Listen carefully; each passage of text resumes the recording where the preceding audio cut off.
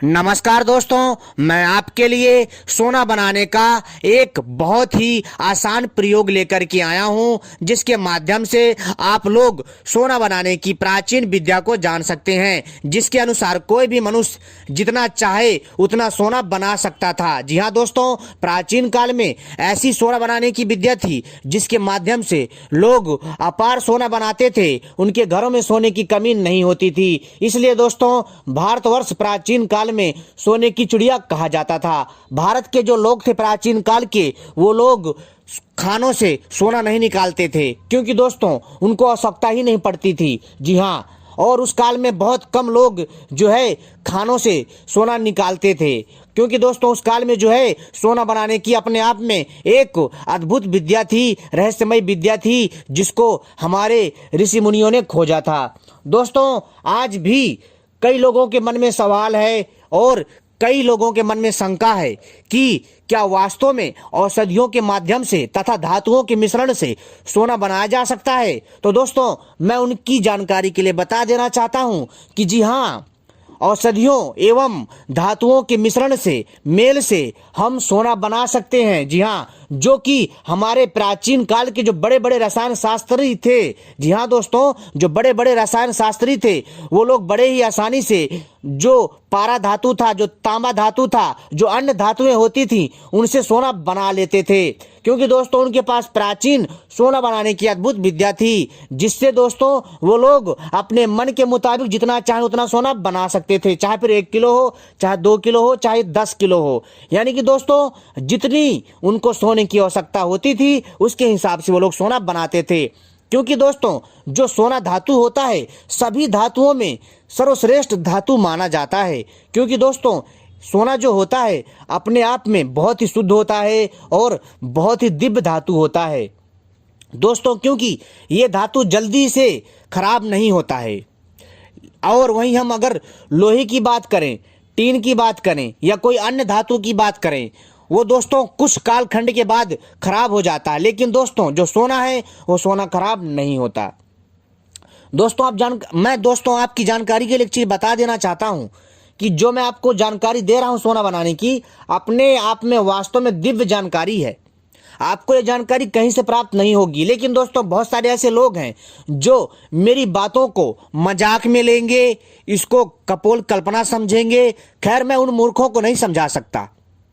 जो मूर्ख बुद्धि होते हैं उनको समझाना पत्थर में सर मारने के बराबर होता है, लेकिन दोस्तों जो विवेकी व्यक्ति होता है वो आसानी से इस विद्या को समझ सकता है। कैसे समझ सकता है? अध्ययन करके। जो मैं कह रहा हूं, तो दोस्तों जो कई दर्शक होते हैं वो इस पर रिसर्च करते हैं, यानी कि इस पर जांच पड़ताल करते हैं कि मैं जो बातें बोल रहा हूं क्या वास्तव में सच थी, ऐसी कोई विद्या थी सोना बनाने वाली। लेकिन दोस्तों कई हमारे दर्शक हैं जिन्होंने खोज करी और उन ग्रंथों का अध्ययन किया और आज भी वो सोना बनाने के कार्य में लगे हुए हैं, लेकिन वो सफल नहीं हो पा रहे हैं, क्योंकि सोना बनाना इतना आसान नहीं है। वो लगातार प्रयास कर रहे हैं और उनमें जो लगातार प्रयास करने की क्षमता है, जो उनके अंदर सोना बनाने का जो उत्साह है, जो जुनून है, वो दोस्तों वास्तव में बहुत ही प्रशंसा के लायक है। दोस्तों आप भी इन विद्याओं का अच्छे से अध्ययन करके आप भी चाहें तो सोना बनाने का प्रयास कर सकते हैं। लेकिन दोस्तों अगर आपको सोना नहीं बनाना है, आपको केवल आपको जानकारी चाहिए, तो दोस्तों मैं आपको जानकारी तो दे ही रहा हूं जो आपके ज्ञान में वृद्धि करेगी, ताकि भविष्य में कोई भी आपसे कुछ कहता है, कोई भी विषय में बात होती है, तो दोस्तों आप उसका जवाब दे सकते हो। क्योंकि दोस्तों सोना बनाने की जो कला है अपने आप में वास्तव में बहुत ही रहस्यमयी है। तो दोस्तों चलिए मैं आपको बताता हूं उस प्राचीन ग्रंथ का नाम, जिससे मैं आपको सोना बनाने की प्राचीन विद्या के बारे में जानकारी दे रहा हूं। उसका नाम है स्वर्ण तंत्रम नामक पुस्तक, जिसमें सोना बनाने के प्रयोग हैं। और स्वर्ण नामक तंत्र, जी हाँ दोस्तों, जो स्वर्ण नामक तंत्रम नामक जो ये ग्रंथ है, इसमें अनेकों प्रकार के जो प्रयोग दिए गए हैं सोना बनाने के, ऐसी ही अनेकों पुस्तकें हैं भारतवर्ष में जिसमें सोना बनाने के बहुत सारे प्रयोग हैं, जिसकी गिनती नहीं है। और उनमें से दोस्तों हम लोग जो है आपके लिए छांट करके ऐसे ही सोना बनाने के प्रयोग लाते रहते हैं, ताकि क्या पता कोई भी हमारा ऐसा साधक निकल जाए जो कि अपने पुरुषार्थ से, अपने मेहनत से इस विद्या में सफल हो जाए और वो दोस्तों जन कल्याण के लिए और अपने कल्याण के लिए सोना बनाना सीख जाए। तो दोस्तों मैं आपको वो प्रयोग बताता हूँ, और वह प्रयोग कौन सा है तो दोस्तों चलिए मैं आपको बताता हूँ, लेकिन वीडियो को पूरा आखिरी तक देखिएगा तभी समझ में आएगा। और दोस्तों ऐसी ही रहस्यमय जानकारियाँ पाने के लिए सबसे पहले हमारे चैनल को सब्सक्राइब कर लीजिए और घंटी को भी दबा लीजिए, क्योंकि हम ऐसी ही दिव्य जानकारियाँ लाते रहते हैं जो आपके ज्ञान में वृद्धि करती है। वीडियो को भी लाइक कर लीजिए। दोस्तों सोना बनाने के लिए सबसे पहले आपको क्या करना है कि आपको कलिहारी का पौधा चाहिए। जी हाँ, कलिहारी एक दिव्य पौधा है दोस्तों। इसका पौधा ऐसा है, इसमें जो है फूल जब निकलते हैं अग्नि के समान जलते हुए दिखाई देते हैं, लेकिन दोस्तों आपको ऐसा लगेगा, लेकिन दोस्तों उनकी खिलने की बनावट ही ऐसी होती है, यानी उस फूल की बनावट ही ऐसी होती है जो आपको अग्नि जैसा प्रतीत होता है कि मानो जैसे उस पौधे में से अग्नि जल रही हो।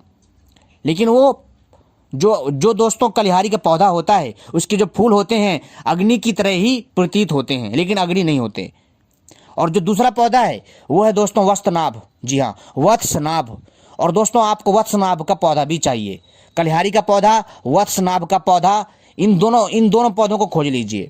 इसके बाद दोस्तों आपको सेंधा नमक चाहिए। जी हाँ, शुद्ध सेंधा नमक चाहिए। और दोस्तों आपको क्या करना है कि पहले कलिहारी और वत्सनाभ के पौधे के पंचांग का रस निकाल लीजिए। दोनों पौधों के पंचांग का रस निकाल लीजिए। निकालने के पश्चात इन दोनों को मिलाइए, और मिलाने के पश्चात इसमें ही समान मात्रा में आपको सेंधा नमक मिला देना है। रस की मात्रा कम से कम आप 100 ग्राम से लेकर के 250 ग्राम की मात्रा में ले सकते हैं आवश्यकता अनुसार। ठीक है, तो एग्जाम्पल के लिए यानी कि उदाहरण के लिए आपने जैसे 200 ग्राम कलिहारी का रस लिया और 200 ग्राम वत्सनाभ के पौधे का रस लिया, इन दोनों को मिला लीजिए अच्छे से। ठीक है, और इसमें दोस्तों आपको क्या करना है कि दोनों पौधों की पत्तियां भी कूट लीजिए और डाल दीजिए इन दोनों के रस में। और इसमें जो है दोस्तों आपको सेंधा नमक भी डाल देना है। जी हाँ, सेंधा नमक भी आपको कितना डालना है, लगभग दोस्तों आपको जो है इसमें 2.5 से 3.5 चम्मच आपको इसमें सेंधा नमक डालना है। और इसको अच्छे से मिला लीजिए। मिलाने के पश्चात आप देखेंगे कि यह लेप बन जाएगा। लेप बनने के पश्चात आपको शुद्ध तांबा पत्र चाहिए। जी हाँ, तांबा चाहिए, शुद्ध ताम्र पत्र चाहिए। और उस शुद्ध ताम्र पत्र को लाने के पश्चात दोस्तों ध्यान रखिएगा, अगर ये चीज़ें शुद्ध होंगी तभी सोना बन पाएगा, अन्यथा नहीं बन पाएगा। और इसमें बहुत सारी खामियां भी होती हैं जिनको लोग नहीं समझ पाते हैं, जिसके कारण वो सोना नहीं बना पाते। तो इसलिए कभी भी अगर आप प्रयोग करते हैं तो करिए, जरूर करिए, लेकिन इसमें कोई इतनी जल्दी आसानी से सफल नहीं हो पाता। इसके लिए कड़ी मेहनत करने की आवश्यकता है। जैसा दोस्तों आपने जो ये इस लेप को बनाया है, इन तीनों दिव्य सामग्रियों को मिला करके अब आपको शुद्ध तांबे पत्र में इन तीनों को मिला करके, जैसे वत्सनाभ और कलिहारी के पौधे का रस और सेंधा नमक, इन तीनों को मिला करके जो आपने लेप बनाया, इस लेप को आपको शुद्ध तांबे पत्र में अच्छे से लगाना है। लगाने के पश्चात अच्छे से लगा दीजिए और इसको दोस्तों आपको सुखाना है, अच्छे से सुखाना है। और दोस्तों आप लगातार इसी के लेप को लगातार 6 से 8 बार लगाइए और दोस्तों फिर सुखाइए, फिर लगाइए। ऐसा करने के पश्चात दोस्तों आपको फिर क्या करना है कि इस तांबे को आपको अग्नि में, जी हाँ दोस्तों, आपको अग्नि में अच्छे से सेकना है, यानी कि इसको पकाना है उस ताम्रपत्र को, जब तक तांबा लाल ना हो जाए। अच्छे से लाल कर दीजिए, एकदम अच्छे से, और लगातार लाल करते रहिए। जी हाँ दोस्तों, आपको दोस्तों लगातार यही क्रिया 7 बार करनी है। 7 बार जैसे लाल हो जाए फिर इसको दोस्तों रख दीजिए ठंडा होने के लिए, फिर ऐसे करिए दोस्तों। आपको यह क्रिया लगातार 7 बार करनी है। आप देखेंगे कि जो तांबा है शुद्ध सोने में तब्दील हो जाएगा। जी हाँ दोस्तों, आपने जितने भी ग्राम की प्लेट ली है, 200 ग्राम की या 250 ग्राम की या 300 ग्राम की या आधा किलो की, जो भी आपने शुद्ध तांबे की प्लेट ली है, वो शुद्ध सोने में तब्दील हो जाएगा।